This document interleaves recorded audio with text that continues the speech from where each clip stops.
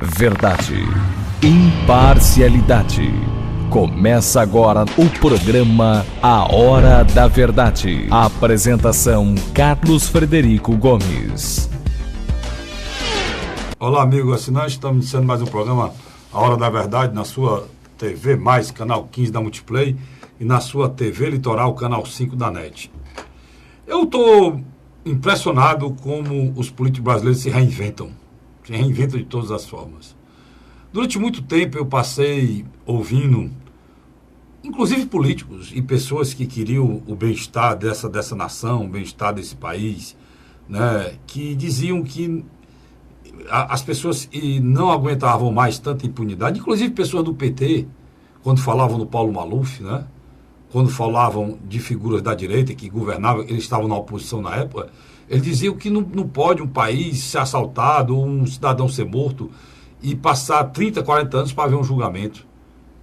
Todo mundo era dia e noite batendo, criticando a justiça brasileira pelo transitado e julgado. O que é o transitado e julgado? O transitado e julgado é um pensamento, uma corrente,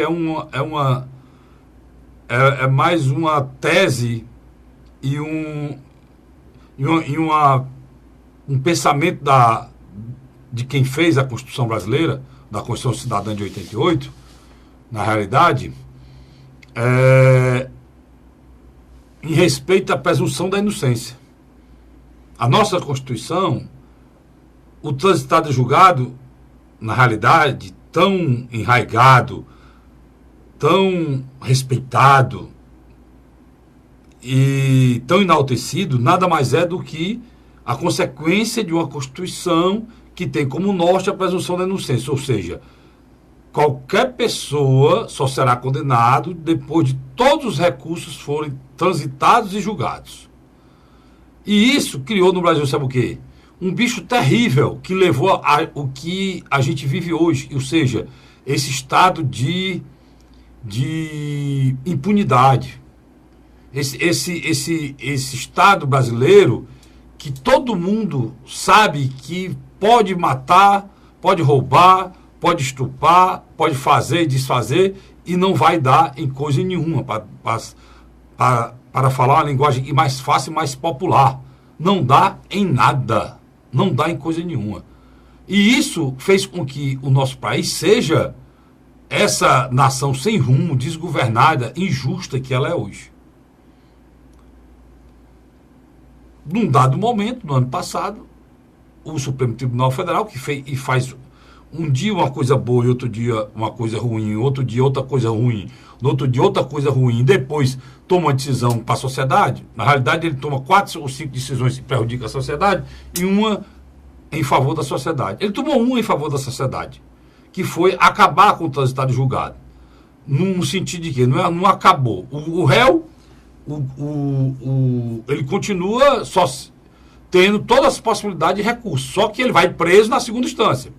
Olha, um réu ser preso em segunda instância é quase um milagre.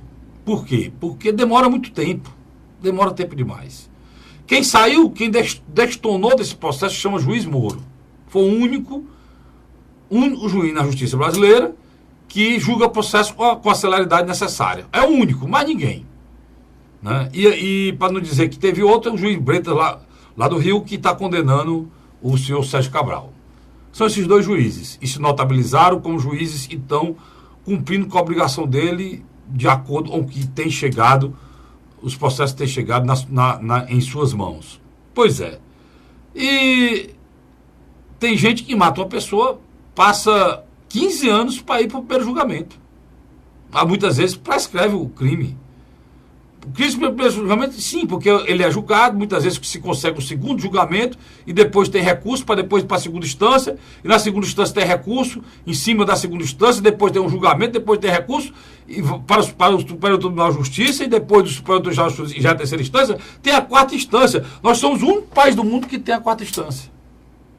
Pois bem, diante desse caos, desses intermináveis recursos que você puder inventar de nome tem, embargo declaratórios, embargo infringente, é tanta coisa que você fica louco.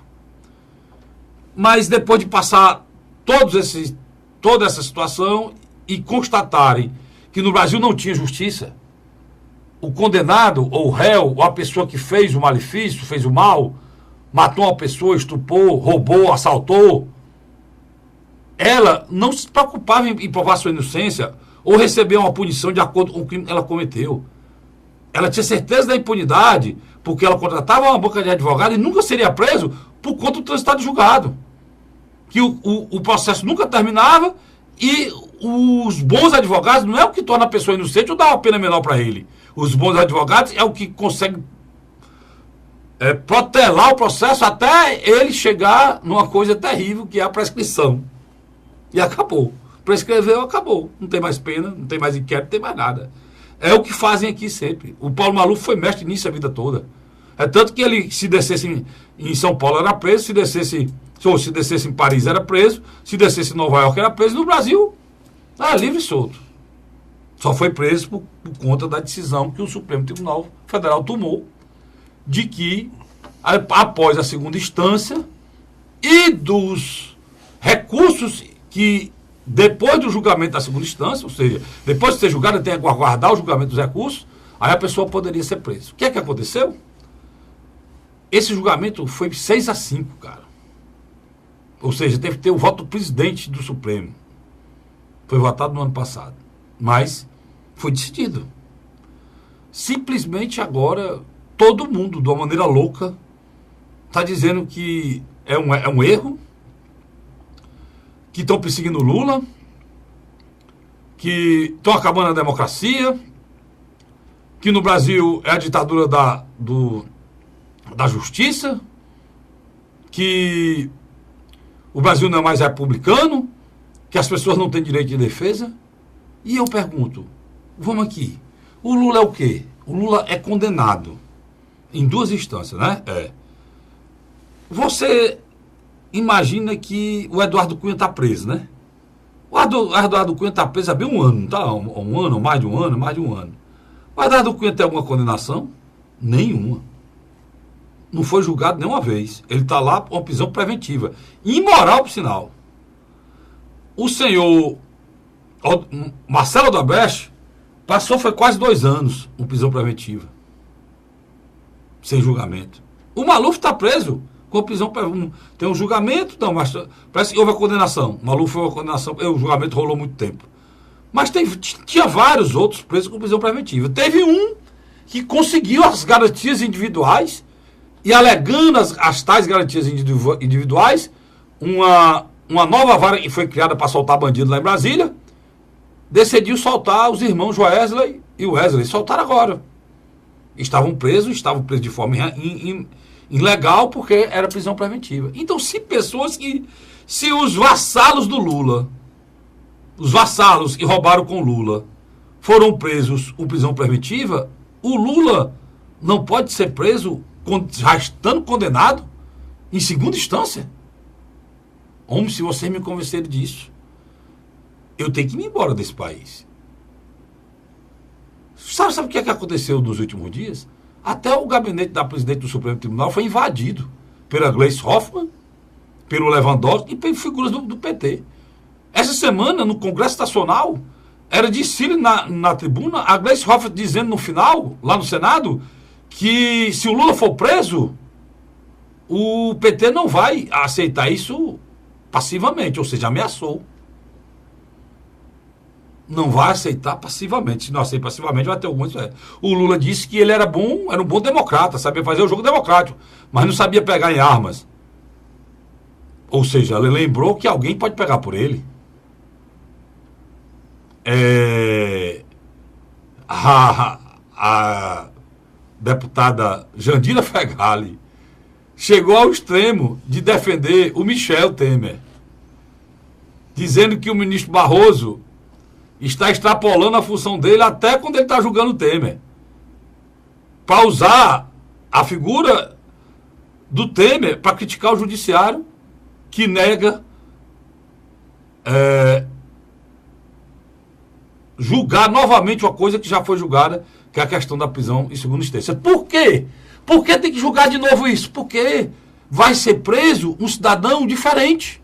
É um ex-presidente. Ele não é um cidadão normal. Ele deve ter um sangue diferente do nosso. Ele deve ser alguma coisa espetacular. Ele não é um cidadão normal. Eu, Cássio Frederico, digo para vocês.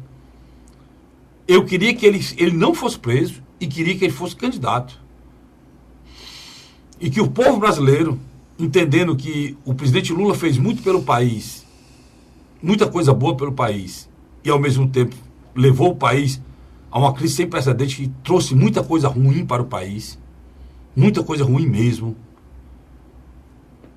e uma coisa não anula a outra, e não existe figura especial, e se isso é um Estado democrático de direito, e se isto aqui, se esse país é um país democrático, republicano, e funciona o Estado democrático de direito, nós não podemos ter figuras especiais, que se precisa mudar um julgamento da instância de um país por conta do julgamento de um presidente.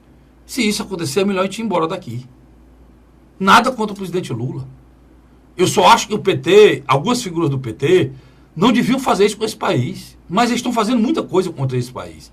Não vou tirar, não botar nenhum partido. O partido tem gente muito boa, tem o governador Camilo Santana, o partido tem uma figura como Paulo Paim, não botar o partido não. Vou botar essas figuras há séculos ao presidente Lula, que não entendem, não entendem, não aceitam, que a justiça brasileira tem que valer para todo mundo, cara. Essa mesma justiça está quebrando o sigilo bancário de um presidente. Essa mesma justiça está desmoralizando o presidente no indulto que foi dado de Natal. Então, a voz das pessoas que dizem que o Lula está sendo perseguido está se juntando à voz dos que dizem que agora o Temer está sendo perseguido. Quando, na realidade, são duas figuras que erraram muito nesse país e continuam errando. São duas figuras que promoveram corrupção, lavaram dinheiro, montaram esquema e se dizem perseguidos. Agora os extremos estão se aproximando porque o inimigo é o mesmo. Quem é o inimigo? Quem é o inimigo? A justiça. Ah, Cássio, tu é muito ingênuo. A justiça não é política. A justiça tem política. A justiça tem politicagem? Tem. A justiça não tem gente venal? Tem. A justiça não tem juiz vagabundo? Tem. Mas é impossível que todos os juízes do Brasil se juntem para perseguir uma pessoa. É impossível. O que eu estou querendo dizer é que nós estamos num ano de eleição em que esse Brasil precisa sair da crise. E a gente fica discutindo pessoas. Ninguém está preocupado com a situação que vive o cidadão brasileiro, que ainda continua com... E esse país ainda continua com 13 milhões de desempregados. O presidente Lula tá tentando de todas as maneiras possíveis e imagináveis não ser preso. E ainda quer ser candidato. Nem que para isso, esse país seja destruído. E assim e boa parte das figuras que cercam o presidente Lula fazem. Eu não vou generalizar, porque não são todos. Agora, essa história de perseguição cai por terra se vocês escolhessem pessoas de bem para ser candidato no PT. E o PT tem muitos, como o governador do Ceará, que é um exemplo de governador para todo o Brasil. Está aí. É do PT. Como o senador Paulo Paim, que é o exemplo de senador elogiado por todos os partidos do Senado.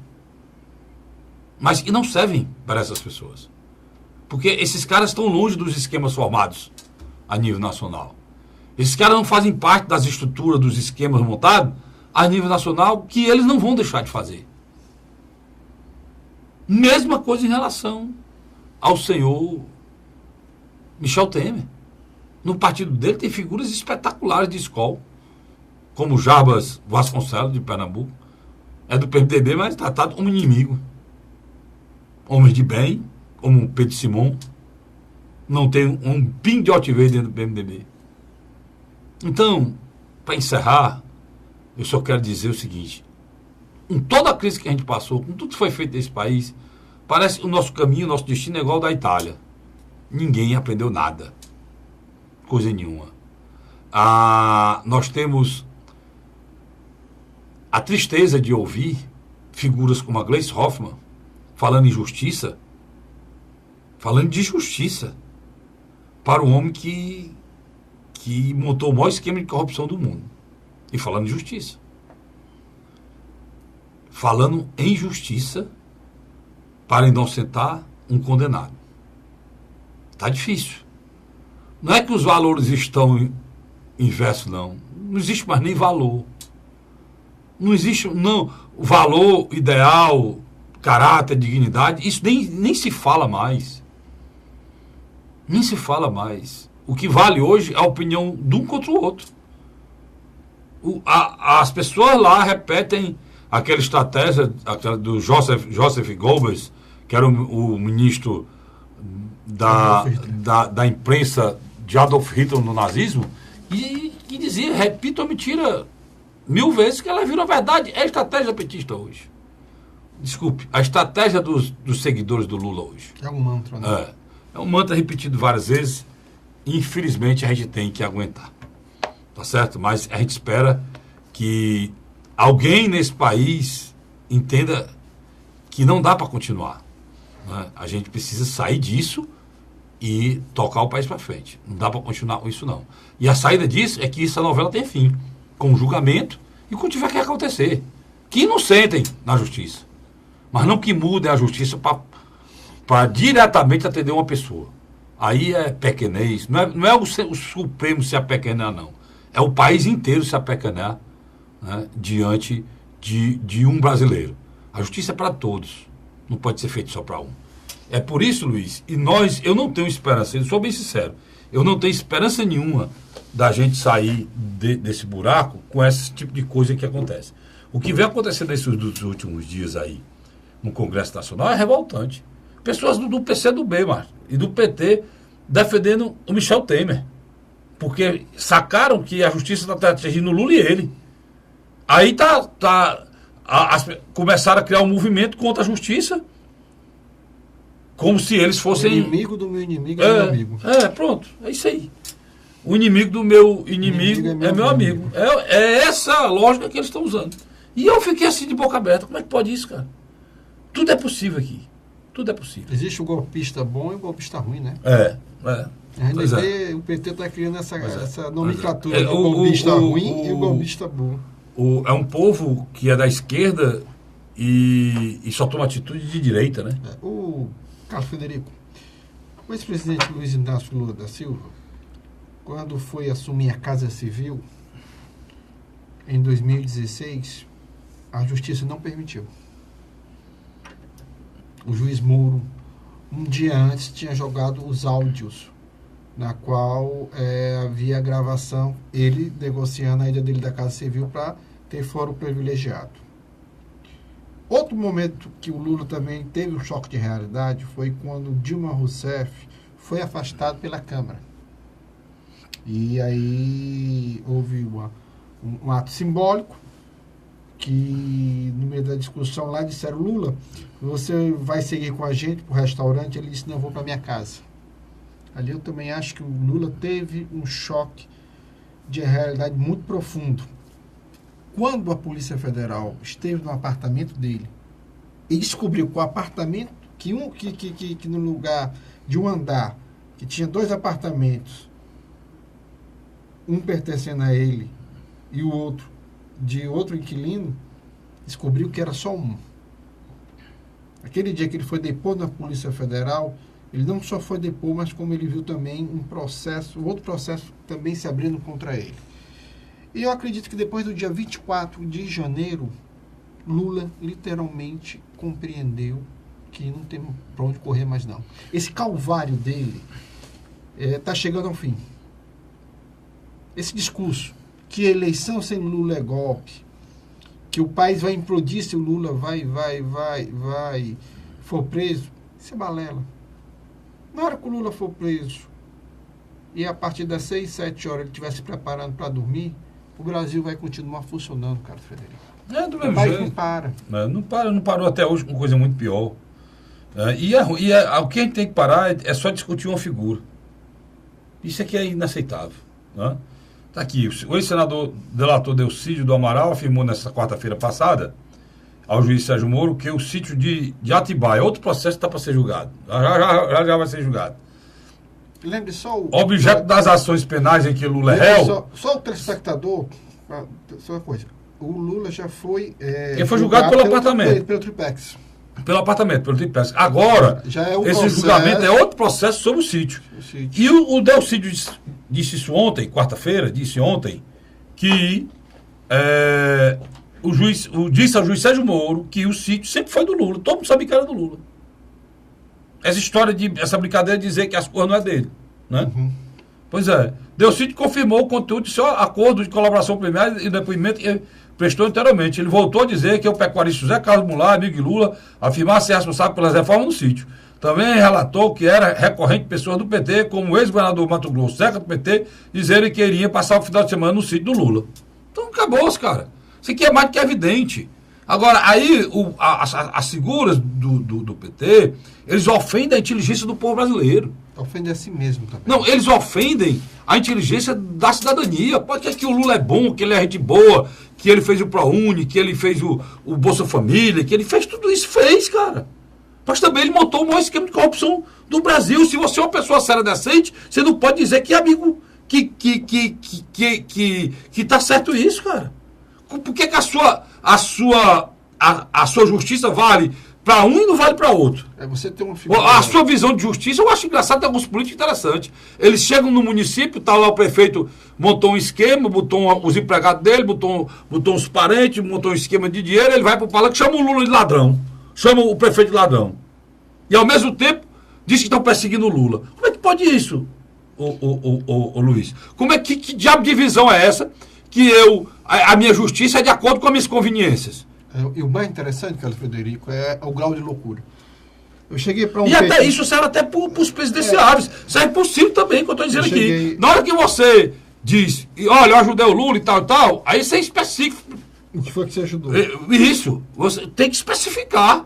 Porque já que o Lula é acusado de malversação de dinheiro público, um homem sério e que com a vida ilibada, que não tem um processo, não tem uma condenação, como o Ciro, tem que explicar. Você tem um juiz de primeira instância que deu parecer.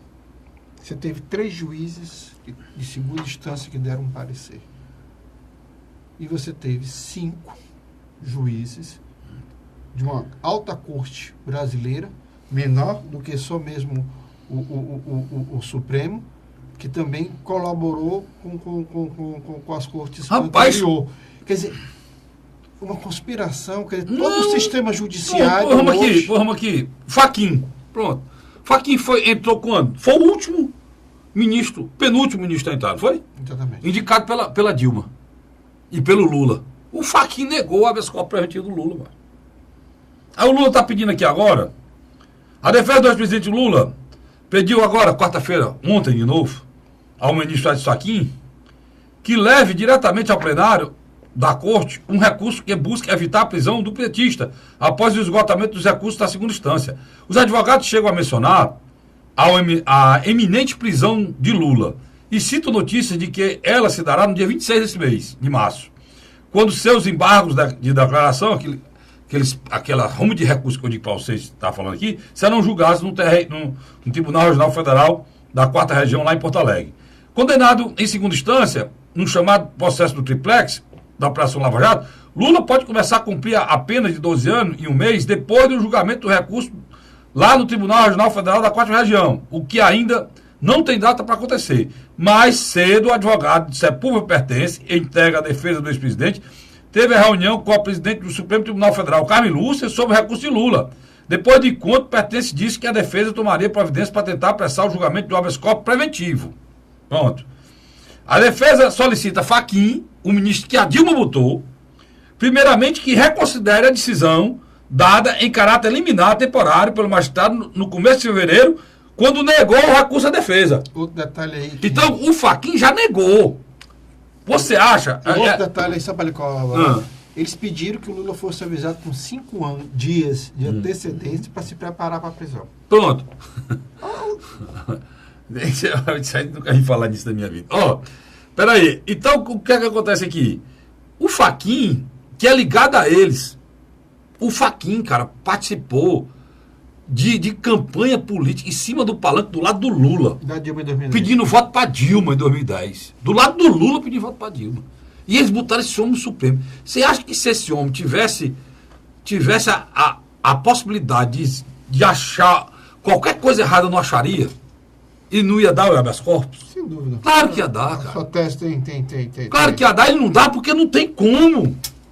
Aí a Jandira Fegali, a Cocai, aquelas coisas lá, dizem que é porque a justiça está toda macuminada contra o Lula. Em nome de quê, meu irmão? De uma elite? Que elite? A elite está presa. A elite desse país que ganha dinheiro está presa. Quem são os homens mais ricos desse país? Foram presos por causa do Lula, no meio do esquema montado pelo Lula, Marcelo Odebrecht, Joelis Batista, Welles Batista, todos os esquemas montados, o Eike Batista, todos os esquemas montados do governo Lula. A elite é essa. Quem não foi preso nesse aí, os outros ricos que estão falando, são os empresários que ganham dinheiro trabalhando. Aqui no Ceará tem vários. Iver Dias Branco, a família que ganha dinheiro vendendo bolacha, né? O menino aqui das Três Corações, e ganha dinheiro trabalhando, vendendo café. Esse pessoal não foi preso, não. Esses três que você citou aí, Eike Batista, os irmãos Batista e o Marcelo Odebrecht, só do BNDES eles tiraram mais de 60 bilhões. Bilhões. Pois é. Eu tenho uma pequena empresa de comunicação, papai atrás da micharia no banco, só falta pedir as calças da gente. É imposto de renda sei de quando, não sei o quê, você tem algum bem, bota não sei o quê, para tirar micharia. Aí, mas esse país é injusto, cara. Esse país é injusto. Isso aí para pagar juros escorchante, juros de agiota nos bancos. E eles não. Eles conseguem, com um telefonema, empréstimo para pagar juro, que nem existe, tá, Luiz? O cara pagar juros. Pagar juro aqui. Sabe qual juro que eles pagam aí? Menos de 1% ao ano no BNDES. Onde é que existe isso no mundo, mano? 1% ao ano. Né? O cara pede R$1.000, vamos supor, eu vou dever 1.010, né? Em um ano. É o juro do Joelis Batista. Assim todo mundo faz patrimônio, cara. Esse país é assim. E esses caras se dizem injustiçados. Passaram 14 anos em cima dessa manta, cara. Mamando nessas tetas e se dizem injustiçados. Repito, o que o Lula fez de bem, fez. Eu fui um que voltei 2 vezes e acreditei no processo dele. Jamais pensei que junto com o viés e com o pensamento de mudar a condição de vida do povo brasileiro, estaria o maior esquema de corrupção já montado no planeta. No planeta. Isso não é dito por mim, não. Isso é dito no mundo todo. Sai um pouquinho do Brasil e conversa do Brasil lá fora. Para você ver o que é que vão dizer. Tá certo? Aí eu tenho receio, porque tem pessoas que, repito aqui, que chegam no município e um prefeito faz uma coisa errada, por mínima que seja, e são algozes ao ponto de meter o dedo, de esculhambar, de humilhar, de pedir prisão desse prefeito, ou de um vereador, seja de quem for.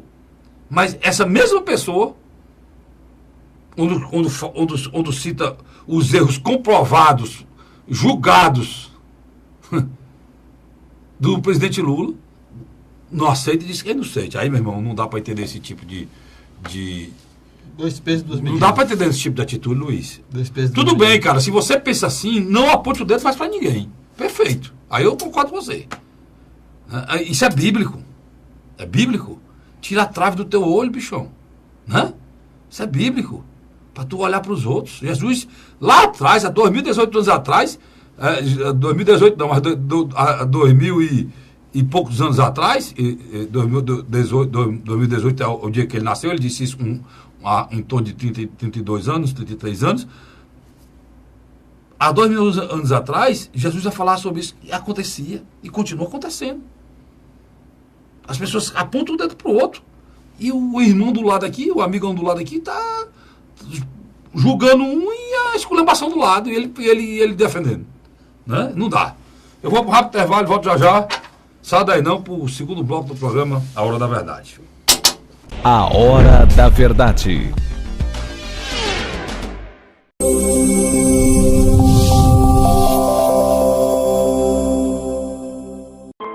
A Assembleia Legislativa começou a campanha Ceará Sem Drogas. A discussão vai ser levada para todo o estado, prevenindo a população e buscando soluções para resolver o problema. Participe da campanha. Juntos ficamos mais fortes para combater essa verdadeira tragédia que destrói famílias, futuro e muitas vezes a própria vida. Ceará Sem Drogas, uma luta de todos nós. Assembleia Legislativa do Estado do Ceará. José de Arimanteia, Uruoca. Acordo 8 horas, 9 horas, aí carrego o carro e vou lá pegar água. Aí sai distribuindo os comércios. Estrada dessa, ó, pra gosto de você andar, ó. Você não gasta pneu, tem economia no bolso e anda rápido. Sertanejo pega uma estrada boa, fica feliz, fica contente. Assim como o trecho que liga Uruoca a Martinópole, o governo do Ceará está fazendo mais de 1.000 quilômetros de estradas mais importantes da vida de muita gente. Governo do Ceará.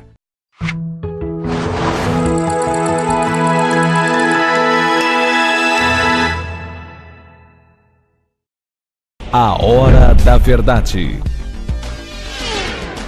Estamos de volta agora para o segundo bloco do programa A Hora da Verdade, na sua TV+, canal 15 da Multiplay, na sua TV Litoral, canal 5 da NET.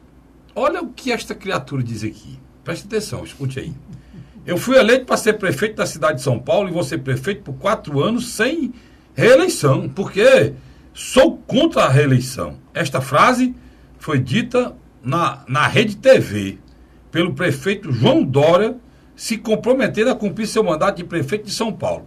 Este senhor, que diz não ser político, fez até um juramento em carta assinada ao Catraca Livre, quando prometeu e até especificou que ficaria, se fosse eleito, à frente da prefeitura em 2017, em 2018, em 2019 e 2020. Por incrível que pareça, o hoje prefeito Dória irá renunciar à prefeitura de São Paulo para ser candidato ao governo paulista. Sua plataforma de campanha, na época, era ser diferente dos políticos. Não fazer promessas infundadas, falar a verdade e administrar sem politicagem. E com apenas 1 ano e 3 meses de gestão, irá deixar a prefeitura dia 6 de abril. Demonstrando ser, na verdade, um carreirista da pior espécie, sem caráter. Um ingrato que, em menos de 1 ano, tornou-se inimigo do seu criador, o governador Geraldo Alckmin. Enfim, em pouco mais de 1 ano, o empresário transformou-se em um político asqueroso e da pior espécie. Quero lembrar que este ano teremos talvez a eleição mais importante da história do nosso país. Por isso, vamos ter cuidado com esses politiqueiros travestidos de gestores eficientes. Isso aqui está escrito no meu blog, blogdocastro.blogspot.com. Você entra lá no blog, está aqui, ó. Está aqui o blog aqui, ó. Você entra lá no blog. O do Luiz é maior. Mostrei, Luiz, o blog. Lá também você assiste o programa Hora da Verdade. E lá tem um link para você assistir. Você entra e comenta essa notícia. Gostaria muito de ter o seu comentário. E você passa a ser meu seguidor, né? Ser o seguidor, na hora que você clica para ser seguidor, você já faz seu cadastro e já comenta as postagens que a gente faz e tudo mais, tá certo? Tá aqui o blog, tá aqui essa postagem. Eu já vou comentar com o Luiz aqui. E tá aqui o local que eu falei que você entra e assiste. É só clicar aqui, ó. É bem rapidinho, ó. Você clicou aqui. O iPod da Luiz parece que não tá podendo não, o iPod. Não, deu certo aqui, Luiz. Tô brincando. Na hora que você clica aqui, um pedacinho daí, ó. Já entrou. Parcialidade. Tá aí, já entrou o programa, viu? Tá certo? Programa A Hora da Verdade. Então, se você. Carlos Frederico. Desliga isso, então vai competir com a gente. Se você não dá, dois Cássio de Lique e 2 Luiz, não aguenta não. Então, tá lá essa matéria, tem muitas outras matérias, tem também uma que eu fiz há poucos dias, falando das garantias individuais, né? Mostrando que quem tem garantia individual nesse país é quem tem dinheiro. Falando do senhor Joesley e do senhor Wesley Batista, né? Aí se preocupam que uma prisão preventiva não pode durar mais de 3 meses. Mas tá aí. Aqui é metade dos presos aqui do Ceará, nenhum são condenados a nada, são todos com prisão preventiva. Ninguém nem julga. Tem nega aí que vai ter a condenação de 5 anos e já está preso a 8. Por isso é que eu não acredito. Você pode dizer, não, o Castilho que é sério, não sei o quê. Eu não acredito, irmão. Eu não acredito quando você vê essas coisas acontecendo no nosso país. Só se for na atitudes radicais, né, Luiz? Para fazer a mudança disso aí. Eu vou já entrar no assunto que precisa muito mais de radicalismo, que é a questão da violência. Carlos, o prefeito de São Paulo, João Dória, na minha avaliação, é a representação clara da cara de pau da política brasileira. Ele se demonstrou um político daqueles... Arcaico, bem antigo. Eu gostei. Populista. Atrasado, populista, da pior espécie. Né? Você vê, olha, não é por quê? Porque, senhores, porque os políticos que são políticos tradicionais, ele não tem coragem de assinar um negócio dizendo que vai ficar e sai, não. E ele assinou, pá. Ele assinou, você leu, né? O João Trabalhador. Ele assinou, Luiz, se comprometendo, especificou os anos. Eu até botei aqui no meu blog. Só que aí, ele assinou por Catraca Livre. É importante lembrar que as redes sociais deram impulso na candidatura do Dória. Né? E essas mesmas redes sociais hoje estão derrubando a possível candidatura dele a governador. O João Dória, na minha avaliação, é um candidato lançado por setores do PSDB que não querem perder o governo do Estado. Por que isso? O vice-governador Geraldo Alckmin é Márcio França, que é do Partido Socialista Brasileiro. Do PSB. É. Que será candidato a governador. Será candidato a governador. E apoiado pelo Alckmin. No caso, a reeleição. É candidato à reeleição. O Alckmin vai sair e ele vai ser candidato sentado na cadeira. Então, o que acontece na e o PSDB do Alckmin vai apoiá-lo. Sem dúvida. Não, o candidato Geraldo Alckmin é o Márcio França. Então o Geraldo não vai votar no PSDB. Não volta. Isso aí é uma coisa... Aí o PSDB local, sem querer perder a hegemonia, né? Já incentivou a hegemonia de anos e anos no governo do Estado, 20 anos no governo do Estado, já se agarrou com o Dória e deixou o governador. Quer dizer, o que a gente nota nessa... Essa atitude aí é de quem? O Fernando Henrique era adversário do Dória. Mas o Fernando Henrique Cardoso, na minha avaliação, hoje é o cara que mais sabota a candidatura de Geraldo Alckmin. Pois é. A situação de Geraldo Alckmin é uma situação assustadora. Vamos lá, o primeiro ponto. Mas vamos falar do Ciro junto. Não, vamos lá. O Ciro falou que hoje tem 4 candidaturas e podem terminar dentro desse processo. Aí você faz sua análise aí. A dele, a do Lula, que tapa dele, não deixa ele crescer, e a do Bolsonaro, que tapa do Geraldo Alckmin. Mas que o Geraldo Alckmin é que tem estrutura para crescer na eleição presidencial. E se o Lula for candidato, ele teria estrutura para crescer na eleição presidencial. Uma das capacidades ímpar do Ciro Gomes é a sua inteligência. Ele é um homem inteligente. O Lula disse que ele não é tão inteligente, não. O que acontece? O Lula deu umas declarações aí para um livro, né? Estou fazendo um livro, né? E nesse livro ele disse que o Ciro não é tão inteligente, não. Ele fica falando dele, e existe a possibilidade, falando mal do partido, existe a possibilidade dele não ser candidato, e fica falando dele, podendo ficar calado para esperar que o partido ou ele possa apoiá-lo. O Ciro, ele compreendeu. Ele disse mais, ele disse assim, só completando para tu fazer o raciocínio. Ele disse que o Ciro sabe tanto das coisas que é incapaz de perguntar como é que a pessoa está. Porque, para ele sabe tanto que ele já sabe até como a pessoa se sente. Ele quis dizer que o ministro Ciro Gomes era uma pessoa muito prepotente, arrogante, em conhecimento a mais do que os outros. Isso está, não sei o que eu estou falando não, pessoal, presta atenção. Lá de Cotonou é meu parente, né? Isso está num livro, né? E está sendo colocado aí. Ele fala da tristeza da Dilma, quando foi reeleita presidente. Tem um bocado de coisa aí que ele falou. Estão pegando essa história. Uma biografia antes de ser preso. Antes de ser preso. O cara faz antes de ser morto, eu fazendo antes de ser preso. Vamos lá. Se Luiz é de lá. O presidenciável Ciro Gomes, ele mudou totalmente a estratégia dele. Primeira coisa, deixou de lado a tentativa de criar ponte com o Partido dos Trabalhadores. Ele está deixando que o próprio Partido dos Trabalhadores se imploda e venha atrás dele. Que não é uma estratégia incoerente, não. Tem uma certa lógica. Porque os nomes que poderiam ser indicados no PT, Luiz... Já implodiram. Não, os nomes que poderiam ser indicados e dar certo, o PT não indica. Não, mas sem dúvida. Tu me acha... tu lançasse, tu que é um cara que conhece campanha, tem uma empresa de pesquisa, né? Como é o nome da empresa, Luiz? Ampla pesquisa. Para botar a empresa, gasta um dinheirinho, bota a empresa para divulgar aqui o nosso programa aqui, meu programa aqui. Sem dúvida. Bota a propaganda dela aqui no né, Luiz? Rapaz, essa uma vez, um amigo meu, em relação ao Luiz, diz o seguinte, ele pula no açude, um sorrisal na mão e não ferve, de jeito nenhum. E na outra envelope. É mão de bebê, né? Como diz, bebê é mão de bebê. Na outra envelope. Na outra envelope, Pois Luiz que conhece. Luiz, presta atenção, o que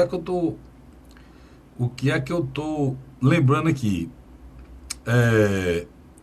A situação do Ciro, cara, é preciso ser avaliada, né? Sem dúvida. É preciso ser avaliada, né? E aí, é só fazer, cara, uma pesquisa aí e... Ele vem em crescimento. Não, vem. Vem em crescimento. Tô dizendo, o PT... A informação, o que eu estou querendo dizer é o seguinte... A informação sobre a prisão do Lula, ela vai por camadas.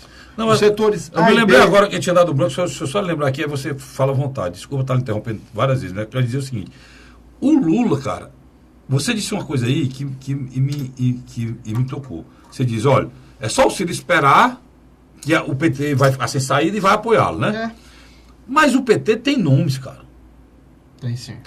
Eu vou dar um exemplo claro. Se o PT pegasse uma figura como o senador Paulo Paim, que é negro, que é um lado importante para o PT cultua muito a história da diversidade, né? O do combate ao racismo. O Olívio Dutra também. Né? O Olívio Dutra, que é do sul do Brasil, que juntaria ali, né, aquela região, e que é uma pessoa respeitada, conhecida no Brasil todo, Paulo Paim. Conhecido, veio aqui no Ceará, foi uma confusão de gente atrás do Paulo Paim. Pelos movimentos sociais. E as representa como ninguém o trabalhador brasileiro. O sentido da criação do PT, né? O verdadeiro sentido da história do PT. Mas parece que os marqueteiros lá não lembram. Acho que é porque o Paulo Paim jamais faria o que fizeram com o PT e com o governo, no governo da Dilma e no governo do Lula. Né? Aí outra figura, eu estou só lhe perguntando, se você acha, você concordou primeiro. Camilo Santana.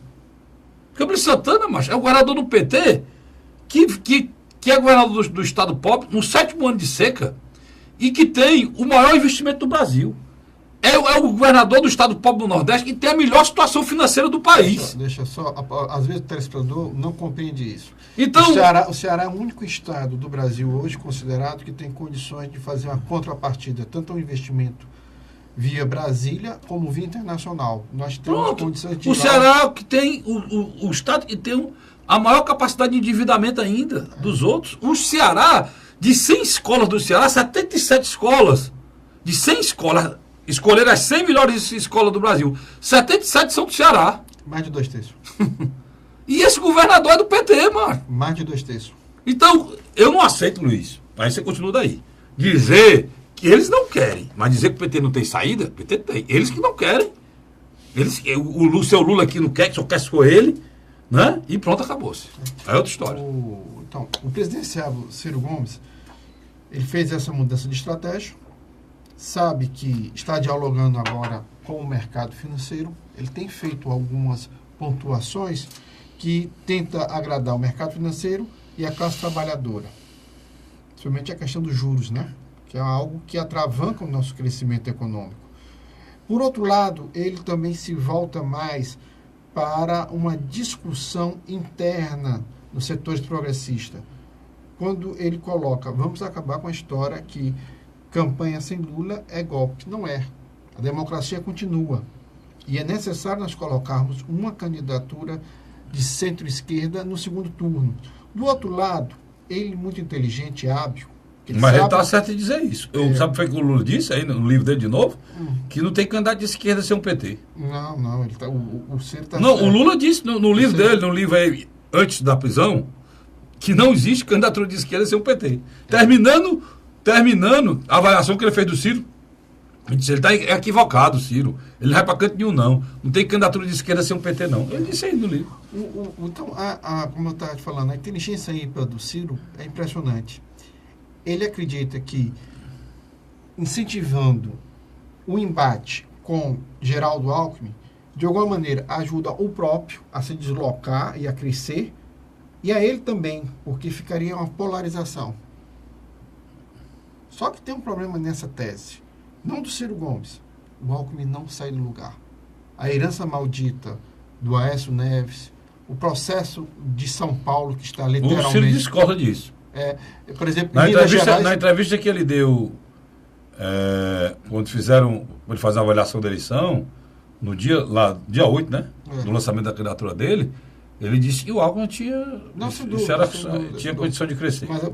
Mas o Geraldo Alckmin não tem candidato competitivo em Minas Gerais. Você está querendo escolher um candidato bom para derrotar, né? Na realidade. Sem dúvida, eu acho que agora você sintetizou. Ele quer ser o candidato de esquerda com picolé de chuchu na direita, que é o Alckmin. Né? Agora indiscutivelmente, para terminar esse segundo bloco. Sabe, se tu ganha essa eleição fácil, sabia, cara? Tu pega um pouco da humildade do Camilo Santana, afasta as moscas azul de ti, entendeu?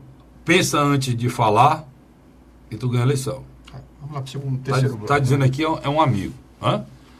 Veste a roupa da humildade, nem que tire depois, mas veste a roupa da humildade. O pior, a chinela, né? Calça chinela da humildade. O pior que os candidatos. Quem é que diz isso? Era o Pânico. É o Pânico. E que era o Pânico que diz isso, hein? Calça. Pior que o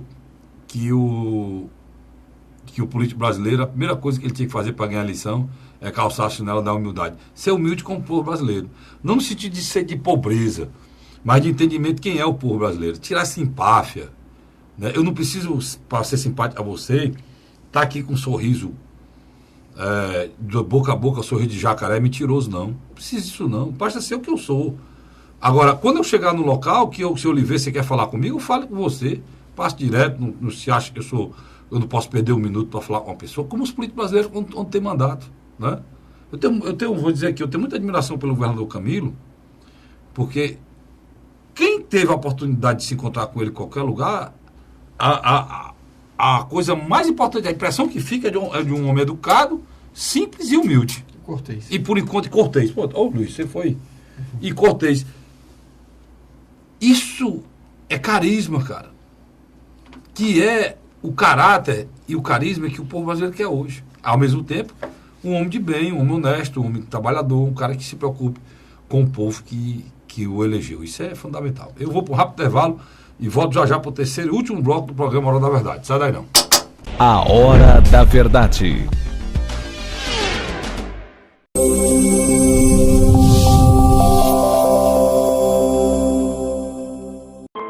A Assembleia Legislativa começou a campanha Ceará Sem Drogas. A discussão vai ser levada para todo o estado, prevenindo a população e buscando soluções para resolver o problema. Participe da campanha. Juntos ficamos mais fortes para combater essa verdadeira tragédia que destrói famílias, futuro e muitas vezes a própria vida. Ceará Sem Drogas, uma luta de todos nós. Assembleia Legislativa do Estado do Ceará. José de Arimateia, Uruoca. Acordo 8 horas, 9 horas, aí carrego o carro e vou lá pegar água. Aí sai distribuindo os comércios. Estrada dessa, para gosto de você andar. Você não gasta pneu, tem economia no bolso e anda rápido. Sertanejo pega uma estrada boa, fica feliz, fica contente. Assim como o trecho que liga Uruoca a Martinópole, o governo do Ceará está fazendo mais de 1.000 quilômetros de estradas mais importantes da vida de muita gente. Governo do Ceará.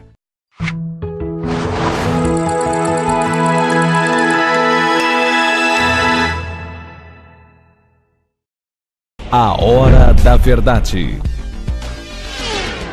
Estamos de volta agora para o terceiro e último bloco do programa A Hora da Verdade, na sua TV Mais, canal 15 da Multiplay, e na sua TV Litoral, canal 5 da NET.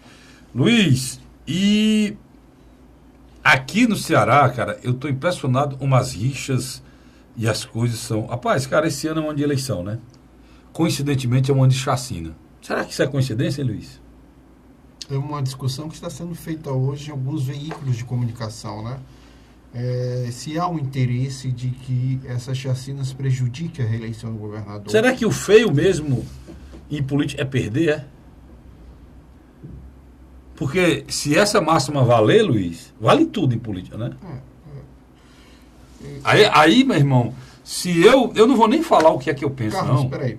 Porque eu não quero pré-julgar ninguém. O telespectador talvez fique um pouco confuso.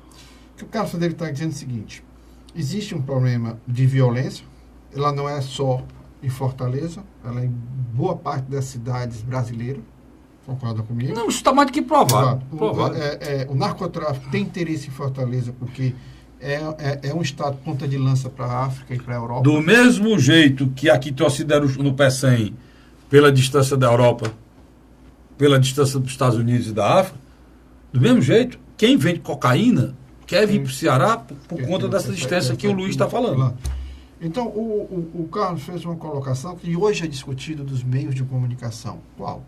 Que talvez exista um interesse de incentivamento para que essas facções criminosas promovam Luiz, tá demais, cara. Essas chacinas. Tá demais. Tu sabe o que é que estão fazendo? É um manual de conduta do cidadão aqui, para não morrer. Quer dizer, estão levando... A teoria do caos, né? Pronto. E do medo. E do medo.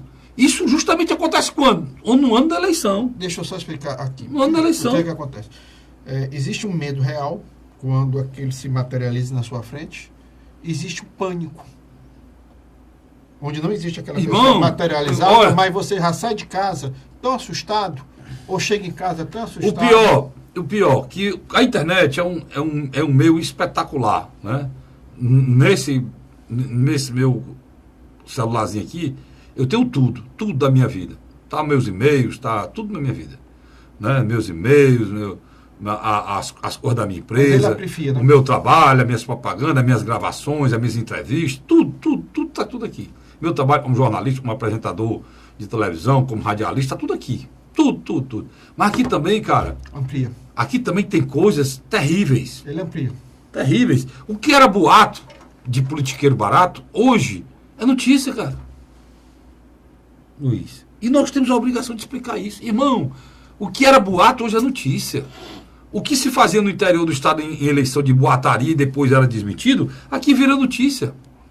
Olha, mandaram para mim, tá em todo canto aí, eu fico impressionado. Uma mensagem, Luiz, nota de esclarecimento ao governador. Aí o cara vê um bocado de ameaça. Ameaça a imprensa, a televisão, a empresário, a todo mundo, a político, a candidato. Você viu, né? Aquilo ali foi divulgado. Pessoas de bem divulgando, como se aquilo pudesse ser divulgado. Carlos, rapaz, ninguém assina. Deixa eu terminar aqui para a pessoa poder entender, Luiz. Ninguém assina aquilo. E o que é que faz? É mais um elemento que vai tornando a sensação de medo, de pavor. Tudo isso está chegando quando? Está chegando no ano de eleição. É o WhatsApp, principalmente. Eu já vi esse filme, cara. Eu não vou... compactuar. Não é nem compactuar, Luiz. Eu não vou fazer pré-julgamento de quem é que pode ser, não. Eu sei que muita gente tem interesse nisso aqui. Tem muita gente que tem interesse nisso aqui.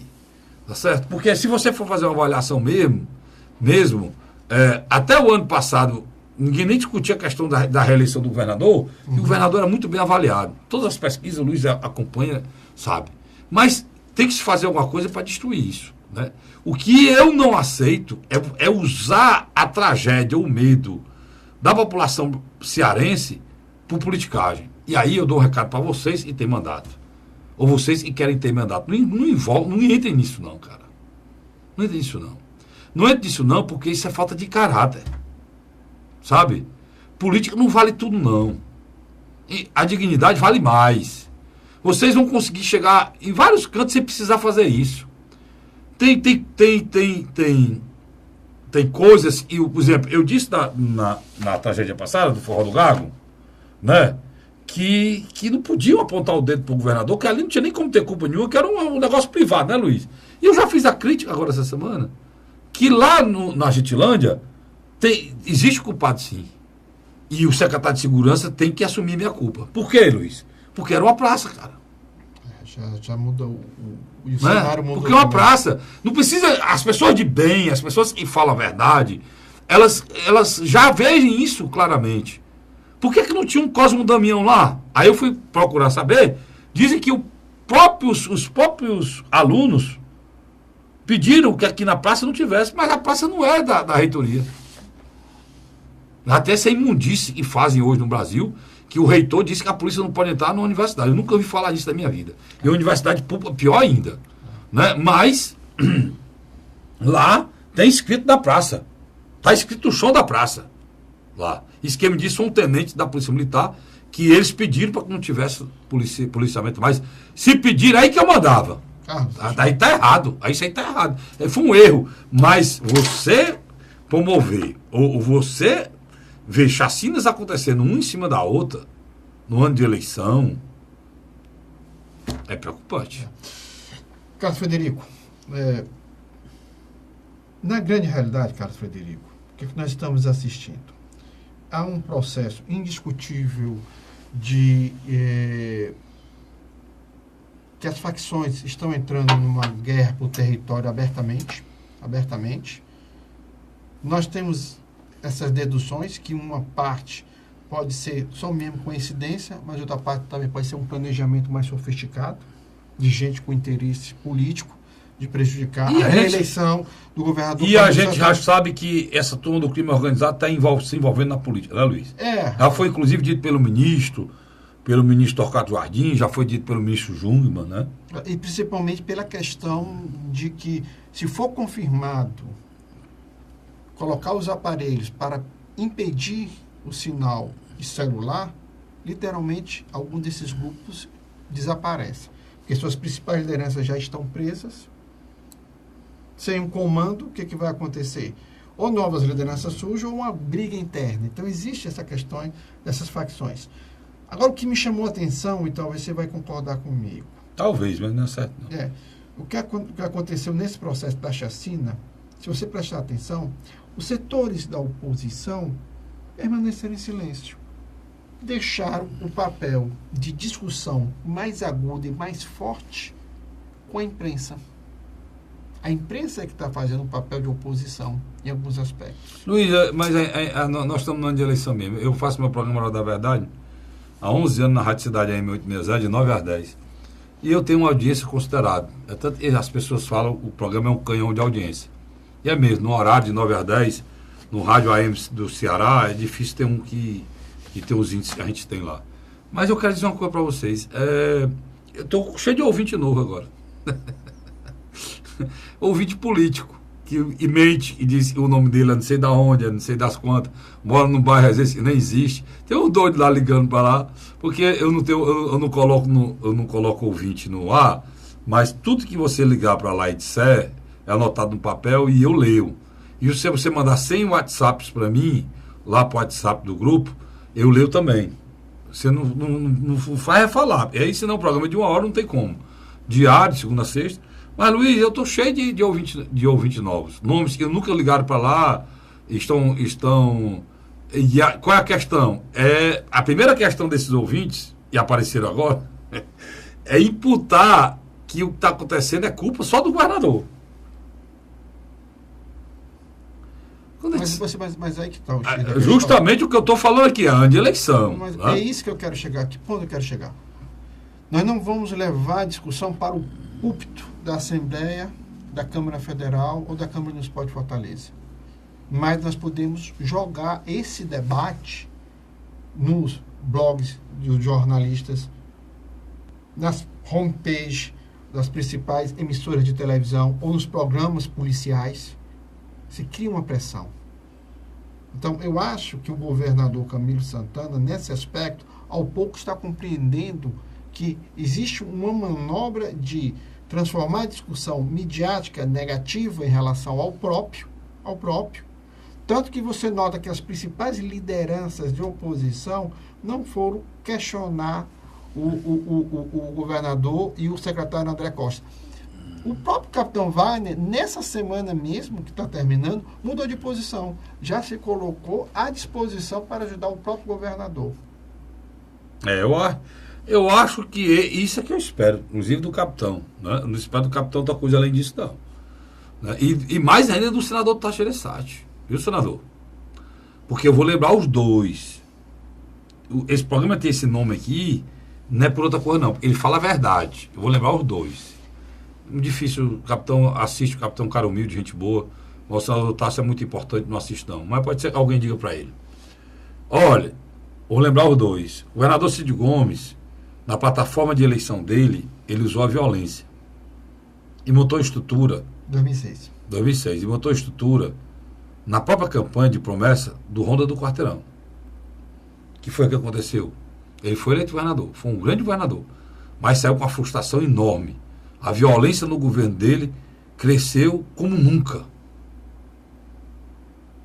Foi o momento mais difícil, muito mais difícil do que esse agora, né? Da violência no nosso estado. O Carlos teria que dizer uma Então, capitão, senador Tasso, vocês estão na oposição. Não vão por aí não, cara. Porque o povo cearense já sabe que a questão da segurança é uma questão nacional.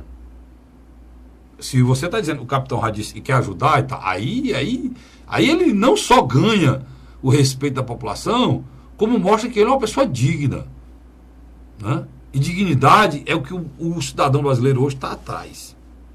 Mas onde que eu quero chegar? É de nobreza e dignidade. O que você falou, eu acho que é interessante.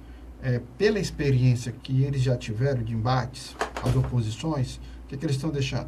Vamos deixar que o governador vá para o palco, a imprensa faça os questionamentos, ele responda e a gente fica um pouco distante. Por quê? Mas por que isso?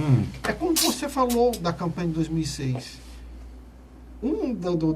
Das alavancas para derrubar o governador da época, Lúcio Alcântara, era a questão da segurança pública. Então, o tema de segurança pública é interessante. Ele ajuda, mas prejudica lá na frente. Porque você não apresenta soluções. Irmão, me diga uma coisa. Bora falar bem claro.